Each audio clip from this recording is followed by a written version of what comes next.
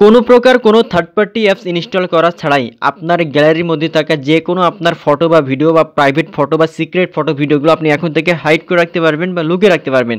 আপনি ছাড়া অন্য আদার্স কোনো পার্সন কেউ কিন্তু কখনো বুঝতে পারবে না যে আপনি এই ফটো বা ভিডিওগুলো আপনি হাইড করে রাখছেন বা লুকিয়ে রাখতে পারছেন। সো কীভাবে তাহলে আপনার ফটো ভিডিওগুলো কোনো প্রকার থার্ড পার্টি অ্যাপস ইনস্টল করা ছাড়াই আপনি হাইড করে রাখবেন বা লুকিয়ে রাখবেন, চলুন আমি দেখিয়ে দিচ্ছি। আর এরকম ইম্পর্টেন্ট ভিডিও প্রতিনিয়ত পেতে চ্যানেলটা সাবস্ক্রাইব করবেন এবং ভিডিওটি ভালো লাগলে অবশ্যই আপনার টাইমলাইনে শেয়ার করে অন্যকে দেখার সুযোগ করে দিবেন। তো চলুন তাহলে মূল ভিডিওটি দেখে নেওয়া যাক। তো ফার্স্টে আপনার ফাইল ম্যানেজার ওপেন করবেন বা মেমোরি ওপেন করবেন, তারপরে আপনার ফটো বা ভিডিওটা যে ফোল্ডারে ওপেন করা আছে সেই ফোল্ডার আপনাকে ওপেন করতে হবে, মানে সেই ফটো বা ভিডিওটা আপনাকে ওপেন করতে হবে। তো দেখতে পাচ্ছেন এখান থেকে আমি ফটো এবং ভিডিওগুলো ওপেন করলাম। তো এখান থেকে আমি আপনাদেরকে হাইড করে দেখাবো।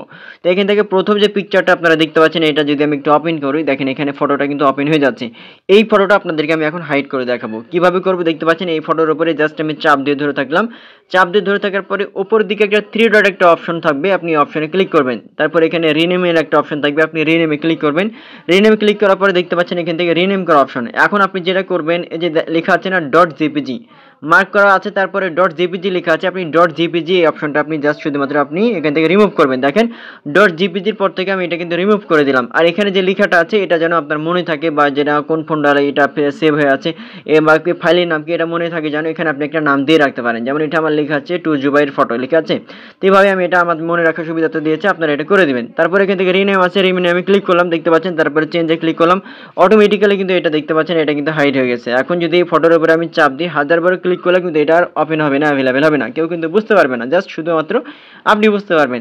এখন এই ফটোটা যদি আবার আপনি এনেবল করতে চান বা দেখতে চান, ঠিক আছে, আপনি আগের অবস্থায় নিতে চান, তাহলে কীভাবে করবেন? এটার পর আবার আপনি চাপ দিয়ে ধরে থাকবেন, তারপর উপরের দিকে থ্রি ডট অপশনে আপনি ক্লিক করবেন, তারপরে রিনেমে ক্লিক করবেন। রিনেমে ক্লিক করার পরে দেখতে পাচ্ছেন এখান থেকে অপশন আছে, এখান থেকে এবার ডট দিবেন। জাস্ট এক্সাম্পল আমি আপনাদেরকে দেখাই যে ডট দিলাম, মানে আগের অবস্থায় নিয়ে আসবেন ডট, তারপর জেপি, তারপর জি।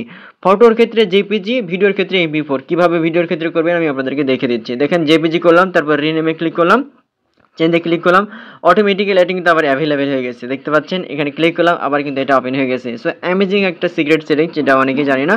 এরপর একটা ভিডিও আপনাদেরকে দেখাবো। তো দেখতে পাচ্ছেন এখান থেকে একটা ভিডিও জাস্ট আমি যদি একটু ওপেন করে, দেখতে পাচ্ছেন এখানে ভিডিও ওপেন হয়ে যাচ্ছে। সেই ভিডিওটা আপনাদেরকে আমি দেখাবো। দেখেন এখানে চাপ দিয়ে ধরে থাকলাম, তারপর উপরের দিকে থ্রি ডট অপশনে ক্লিক করলাম, তারপর রিনেমে ক্লিক করলাম। দেখতে পাচ্ছেন এখান থেকে লেখা আছে কয়েকটা নাম্বার আছে, এখানে আবারও বলি আপনারা রিনেমে আপনি একটা নাম দিয়ে দেবেন যেন মনে রাখার সুবিধার্থে।